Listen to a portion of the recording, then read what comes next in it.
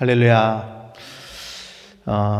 예수님의 행적을 기록한 복음서는 성경에 보면은 4개가 기록이 되어 있죠. 마태복음, 마가복음, 누가복음, 요한복음. 그리고 어떤 성서학자들은 복음서가 4개가 아니라 5개라는 이야기도 하긴 합니다. 요한계시록을 제5의 복음서로 보는 시선도 있지요. 근데 예수님 한 분의 행적을 기록하는데 이 복음서가 4가지로 기록이 되었다는 것은, 그러니까 요한계시록은 오실 예수님, 다시 오실 예수님에 관해서 기록한 것이기 때문에 예수님의 공생애를 기록한 복음서는 4개란 말이죠. 이 4개의 복음서로 쓰여졌다는 것은 좀 의미가 있습니다. 왜냐하면 이 4개의 복음서가 각각의 독특한 관점을 가지고 기록이 되었기 때문이에요. 그래서 동일한 사건을 가지고도, 똑같은 사건을 가지고도 복음서마다 기록된 내용이 조금씩 다르기도 하고, 또는 그 말씀의 초점이 다르기도 합니다. 동일한 사건을 두고도. 오늘 우리가 읽은 본문은 요한복음의 말씀이에요. 요한복음. 그리고 이른바 종려주일의 근원이 되는 예수님의 예루살렘 입성에 관한 말씀을 기록하고 있는 부분입니다. 예수님이 십자가에 못 박히시기 위해서 예루살렘으로 입성하신 그 날을 우리는 종려주일이라고 칭하는데, 이 종려주일에 대해서 찾아보면은 이렇게 설명을 하고 있어요. 우리는 종려주일이라고 하는데 가톨릭에서는 성지주일 혹은 순환주일로 부른다고 해요. 그리고 이날부터 이제 고난주간이 시작이 되는 거죠.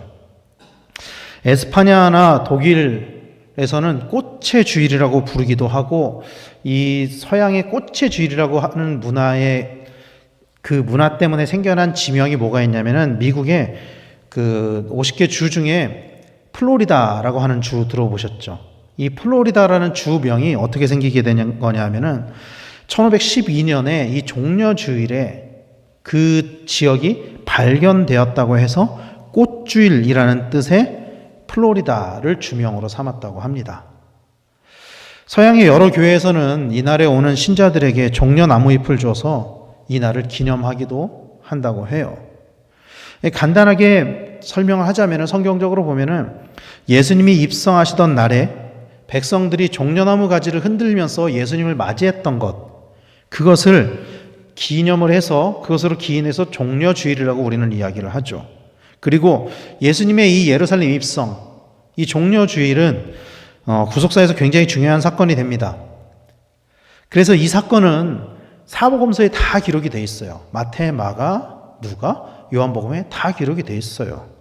이 예수님의 행적을 보면은, 또 예수님의 행하셨던 이적을 보면은 사복음서에 어떤 복음서에는 기록이 되어 있고 어떤 복음서에는 기록이 되어 있지 않거든요. 대부분의 사건들이. 그런데 이 사복음서에 다 기록되어져 있는 사건들이 몇 가지가 있습니다. 예를 들면은 예수님의 십자가의 죽으심, 또 부활의 사건, 그리고 예수님의 이적 중에서는 오병이어와 같은 사건들, 굉장히 중요한 사건들이죠. 그리고 이 예수님의 예루살렘 입성 또한 사복음서에 다 기록이 돼 있어요. 그만큼 이 사건이 굉장히 중요한 사건이라는 거예요. 어떤 복음서 기자가 봐도 이것은 그 복음서에 들어가야 할 내용으로 본다는 것이죠.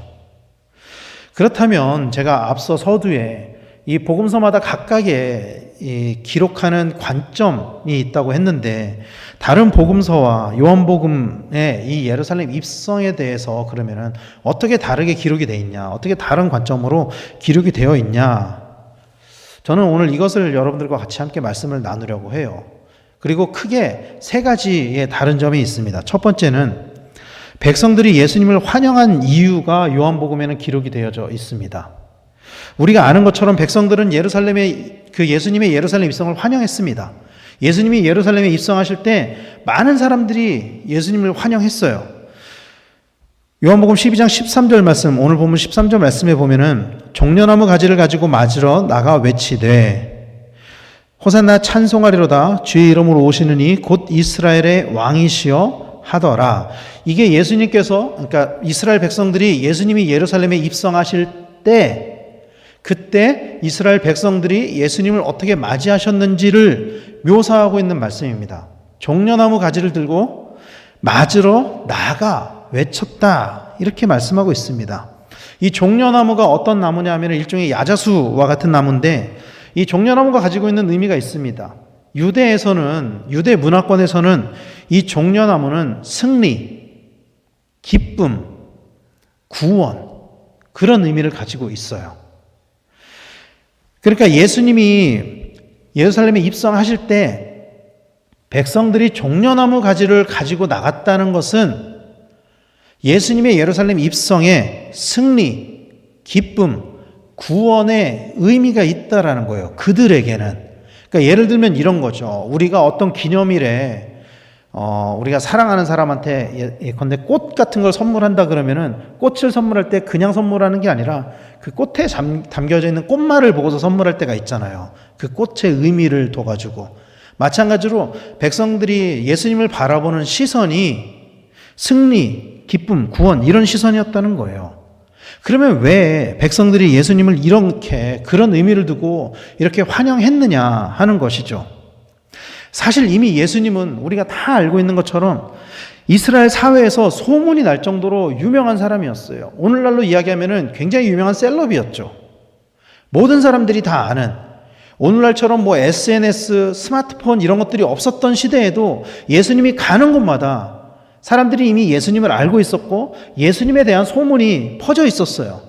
기억하십니까? 삭개오의 사건을 보면은 삭개오가 이전에 예수님을 만난 적이 없었는데도 예수님이 삭개오의 마을에 들어갔을 때 이미 그 소문을 듣고 삭개오가 예수님을 보고 싶어서 나가는 말씀이 나오거든요.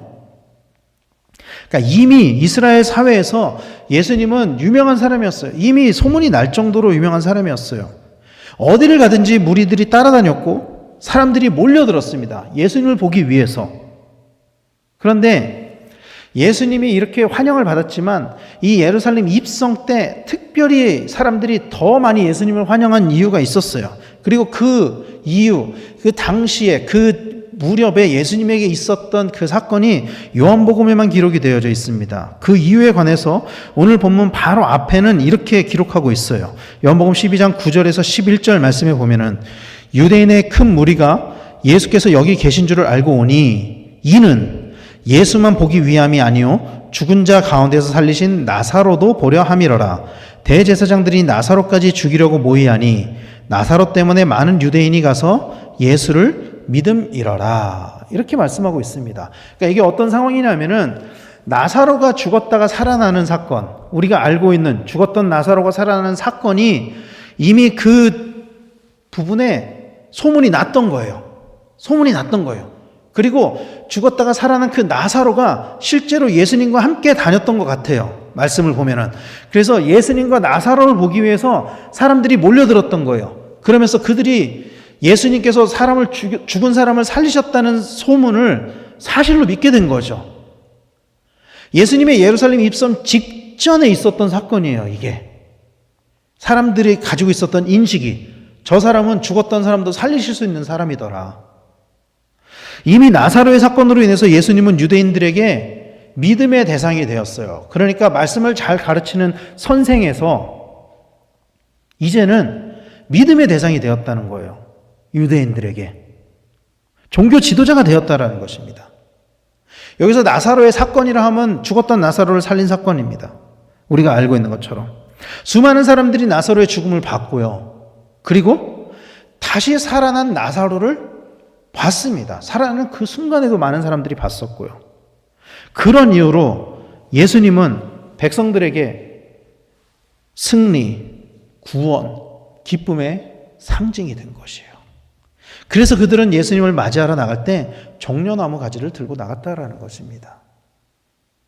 이것이 첫 번째 요한복음이 다른 복음서에서 이 말씀을, 이 본문을 기록하고 있는 것과 다른 내용이에요.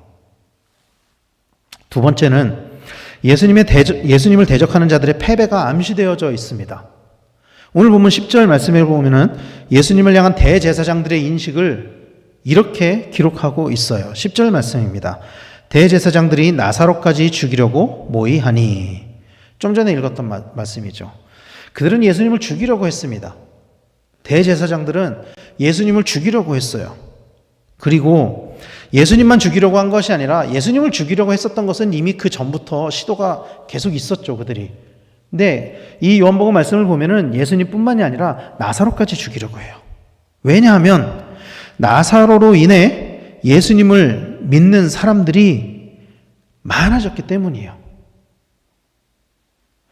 여기서 모이하니로 쓰여진 헬라어 에볼류산토라는 이 단어는 시제가 어떻게 쓰여졌냐면 3인칭 복수 부정과거로 사용되었습니다. 그러니까 이전부터 예수님을 죽이기 위해 이 종교 지도자들, 산헤드린 공의원, 또 대제사장들, 또 바리새인 이런 사람들이 서로 정보를 공유하고 이전부터 시기를 노리고 있었다라는 거예요. 이미. 그러니까 이 요한복음 말씀에서는 예수님과 나사로를 죽이려고 했다라고 기록이 되어 있지만 사실은 이게 예수님을 죽이려고 하는 시도가 처음이 아니라 그 전부터 꾸준히 정보를 공유하면서 예수님을 죽일 타이밍을 잡고 있었다라는 거예요. 그리고 예수님의 입성은 그들을 더 자극하는 사건이 된 거죠. 예수님의 입성은 그들에게 있어서는 굉장히 자극적인 사건이었어요. 자신들의 인기와 명성이 떨어지고 새로운 종교 지도자로서 예수님이 부상하는 사건이었기 때문입니다. 자신들은 그 사회에서 신뢰를 받지 못하고 있는 반면에 새로운 종교 지도자로 떠오른 저 예수라는 사람, 그리고 그 사람으로 인해서 자신들의 지위가 약해질 것에 대한 염려를 하고 있었는데 이 예루살렘 입성 장면을 딱 보면서 그들이 가졌던 생각은 야, 이거 진짜 큰일 났다. 진짜 큰일 났다. 사람들이 이렇게 예수를 따르는구나. 이거 진짜 큰일 났다. 이런 인식을 가졌다라는 거예요. 예수님을 따르는 사람들로 인해서 이제는 정말 예수를 죽일 수가 없게 되었구나. 이렇게 되었다라는 것입니다. 그래서 그들은, 바리새인들은 예수님에게 뭘 요구하냐면은 예수님을 따르는 자들을 책망하라고 요구를 해요.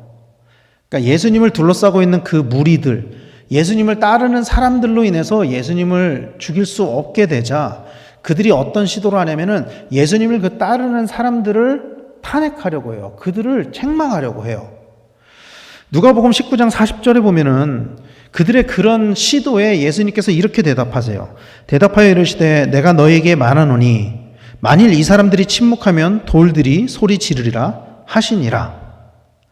예수님을 대적하는 자들은 어떻게든지 예수님을 막으려고 했습니다. 예수님을 막을 수 없게 되자 예수님을 따르는 사람들을 예수님에게서 분리시키려고 했어요. 그래서 예수님에게 저들을 꾸짖으십시오. 그렇게 얘기했어요. 근데 예수님께서 뭐라고 말씀하셨냐면은 이 사람들이 침묵하면 돌들이 소리 지를 것이다. 도저히 예수님을 막을 수 없는 지경에 이르렀습니다. 도저히 바리새인들이, 서기관들이, 산헤드린 공의원들이, 대제사장들이 예수님을 막을 수 없는 상황이 된 거예요. 그런 바리새인들의 인식을 요한복음에서는 이렇게 기록을 하고 있습니다. 12장 19절 말씀에 보면은 바리새인들이 서로 말하되 볼지어다 너희 하는 일이 쓸데없다. 보라 온 세상이 그를 따르는도다 하니라. 이렇게 말씀하고 있습니다. 바리새인들끼리 서로 이렇게 이야기하는 거예요. 너희 하는 일이 쓸데없다. 쓸데없다. 봐봐라. 온 세상이 그를 따른다. 너희들이 예수를 죽이려고 하는 그 시도 그거 쓸데없는 거야. 자기들이 예수님의 공생의 기간 동안 예수님을 죽이려고 했던 그 모든 노력들이 이제 다 우위로 돌아갔다고 느끼는 거죠.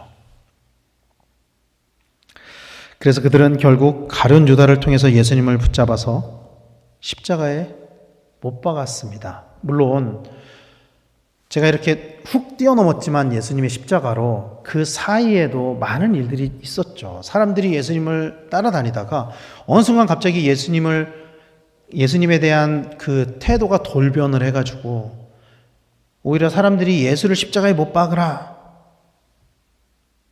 결국 예수님을 십자가에 못 박았습니다. 여기까지만 보면은 그들의 시도가 성공한 것처럼 보이죠. 그러나 그런 그들의 노력은 결국엔 쓸데없는 일이 되었죠. 이 바리새인들끼리 서로 이야기했던 것처럼 예수를 죽이려고 하는 그 모든 시도는 쓸데없는 일이 되었습니다. 결국에는. 오히려 예수님께서는 부활하셔서 이제는 그들이 눈앞에 있었던 그 예루살렘 사람들만 그를 따르는 것이 아니라 온 세계의 모든 사람들이 그를 따르게 된 거예요. 예수님이 부활하심으로 인해서. 그래서 오늘 본문 19절에서 보라 온 세상이 그를 따르노다 라고 한 이 바리새인의 고백은 결국 그들이 예수님을 이기지 못할 것임을 암시하고 있다라는 것입니다. 결국에는 그들이 예수님을 이기지 못할 것이다 라는 것을 암시하고 있다는 것입니다. 그리고 다른 공관복음에는 기록되어져 있지 않은 헬라인들의 예루살렘 방문으로 인해서 예수님의 복음은 온 세계로 퍼져나가게 되는 거죠. 그러니까 이 요한복음에는 어떤 말씀이 기록되어 있냐면은 오늘 본문 바로 직후에 보면은 헬라 사람들, 이방 사람들이 예수님의 말씀을, 가르침을 듣는 장면이 나와요. 또 이게 요한복음에만 또 기록이 되어 있거든요. 그리고 그들을 통해서 복음이 온 세계로 흩어져 나가게 됩니다. 그들이 예수의 순환, 예수의 십자가, 예수의 부활을 보고 각자 자기들이 있는 곳으로 가서 교회를 개척하고 복음이 전 세계로 퍼져나가서 교회 시대가 열리게 되는 것이죠.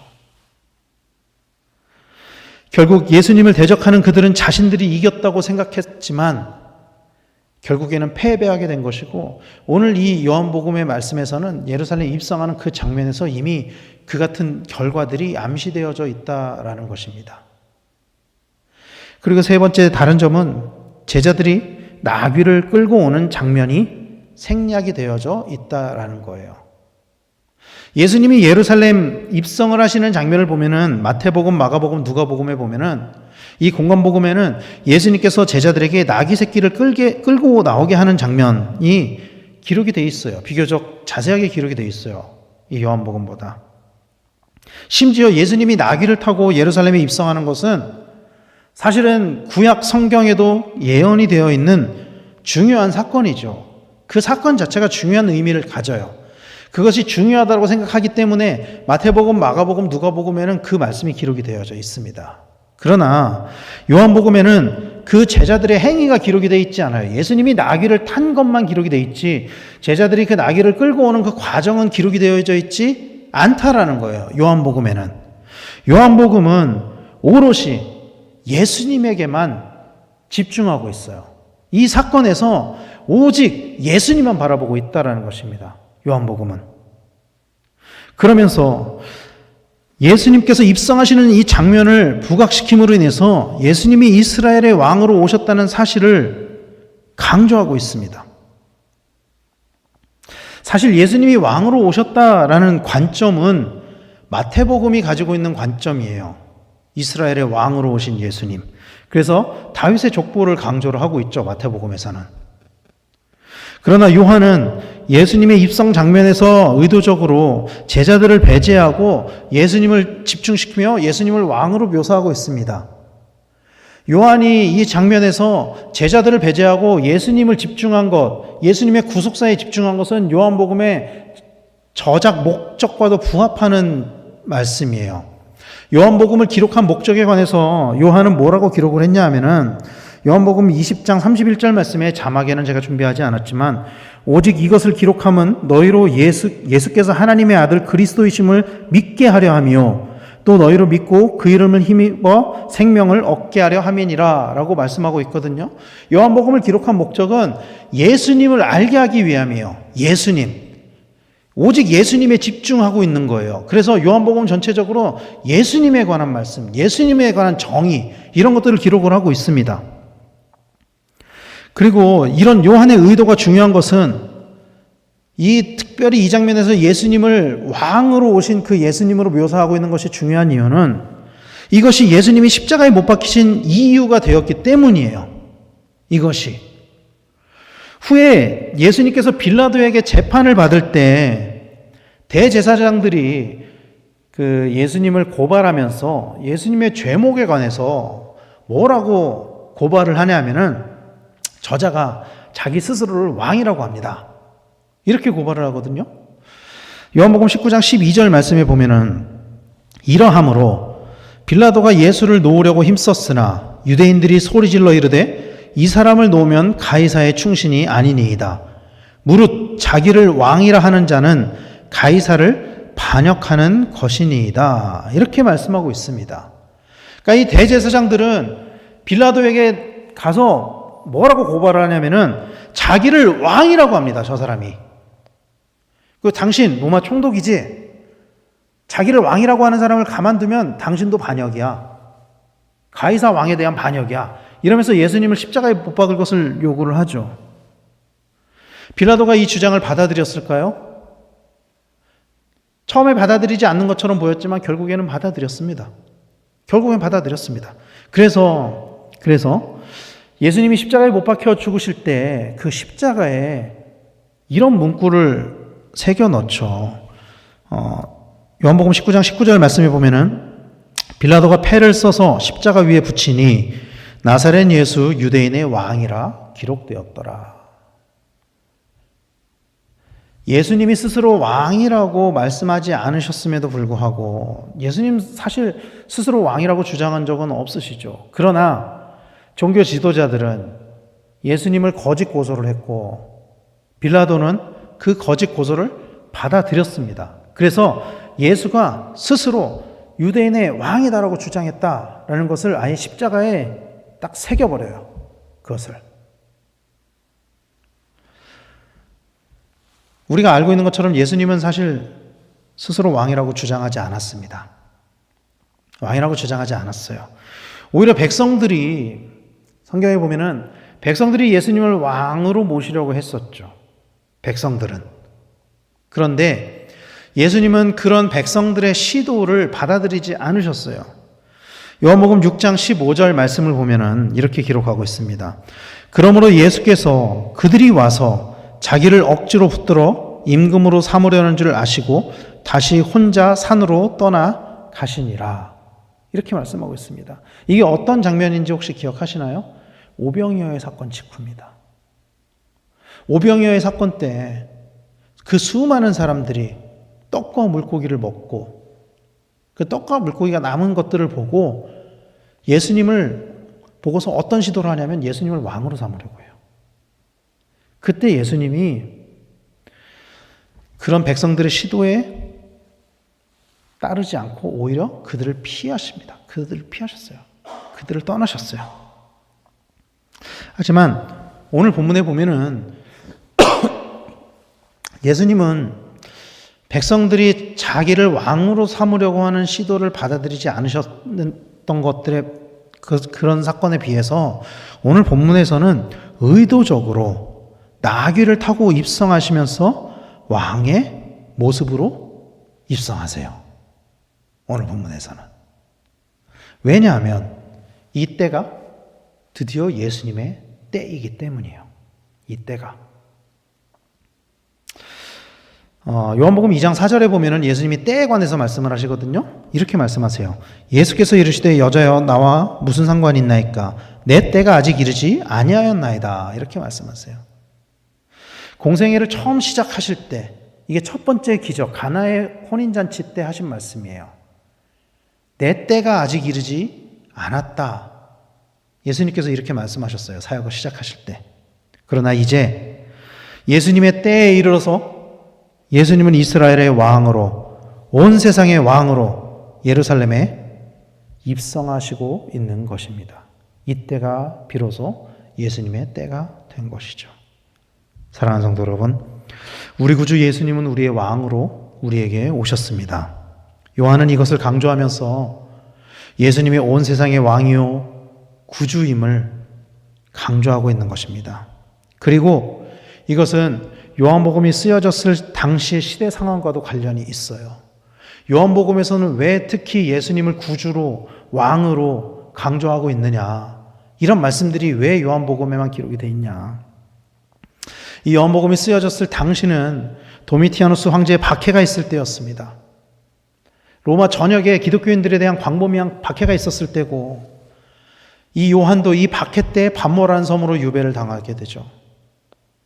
당시 도미티아누스는 모든 로마의 백성들에게 자기를 뭐라고 부르라고 했냐면은 도미누스 데 데우스라고 부르라고 했어요. 도미누스 데 데우스. 이게 무슨 뜻이냐면은 나의 하나님, 나의 주. 이런 뜻이에요.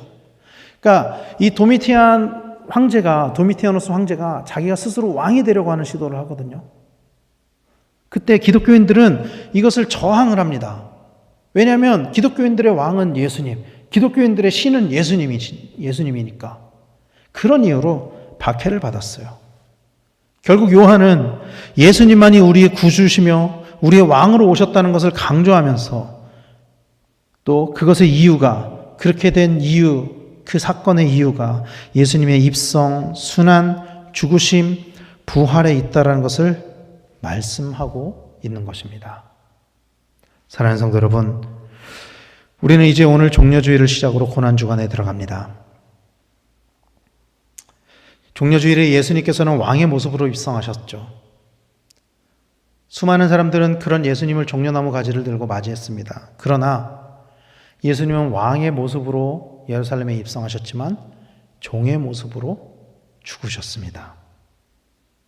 예수님은 죽으시기 위해 예루살렘에 입성하셨습니다. 그리고 그런 예수님의 죽으심은 우리를 위한 죽으심이었습니다. 사랑하는 성도 여러분, 우리는 우리를 위해 죽으신 예수님을 우리의 왕으로 모셔야만 합니다. 믿으시길 바랍니다. 예수님만이 우리의 왕이 되어야만 합니다. 그러나 이스라엘 백성들은 예수님의 입성 때 호산나 다윗의 자손이여 찬송하리로다 그렇게 환영을 했지만 결국에는 그들은 예수님을 버렸어요. 그들은 예수님을 십자가에 못 박았습니다. 그들 또한 예수님을 왕으로 맞이했지만 결국에는 예수님을 버렸습니다. 사랑하는 성도 여러분, 오늘 우리는 우리를 위해 죽으시기 위해 이 땅에 오신 예수님을 왕으로 모셔야만 합니다. 그리고 예수님을 버리지 말아야 합니다. 예수님은 나의 죄, 우리의 죄 때문에 버림바 되셨습니다. 이번 한 주간은 오직 예수님만 바라보시는 그런 성도님들이 되시기를 간절히 축원합니다. 나를 위해 버림받으신 예수님만 묵상하며 주님의 겸손함을 닮아가는 우리 성도님들이 되시기를 간절히 바랍니다. 그리고 예수님이 당하신 그 십자가를 함께 짊어지는 우리 모두가 되기를 간절히 소망합니다. 예수님께서는 제자들에게 이렇게 요구하셨습니다. 마가복음 8장 34절 말씀에 무리와 제자들을 불러 이르시되 누구든지 나를 따라오려거든 자기를 부인하고 자기 십자가를 지고 나를 따를 것이니라. 이렇게 말씀하셨습니다. 십자가는 자기 부정입니다. 십자가는 자기 자신을 내려놓는 것입니다. 예수님은 왕의 모습으로 예루살렘에 입성하셨지만 십자가를 지시는 그 순간에 그 모든 것을 다 부정하셨습니다. 다 내려놓으셨습니다. 종의 모습으로 십자가에 달리셨습니다. 십자가는 그래서 나의 의, 나의 뜻, 나의 계획, 나의 생각을 내려놓는 것입니다. 이번 한 주간은 우리가 이 십자가를 묵상해야만 합니다. 그리고 우리가 내려놓은 그 모든 것을 주님으로 채우시는 우리 성도님들 되시기를 간절히 축원합니다. 이번 한 주가 우리에게 그런 시간이 되기를 바랍니다. 또 우리의 모든 삶이 그런 삶이 되는 우리 성도님들이 되시기를 바랍니다. 그래서 오직 나를 위해 십자가에 달리신 그 주님을 바라보며 이 한 주간도 주님의 보혈의 은혜로 승리하시는 우리 성도님들 다 되시기를 예수님의 이름으로 간절히 축원합니다. 기도하겠습니다.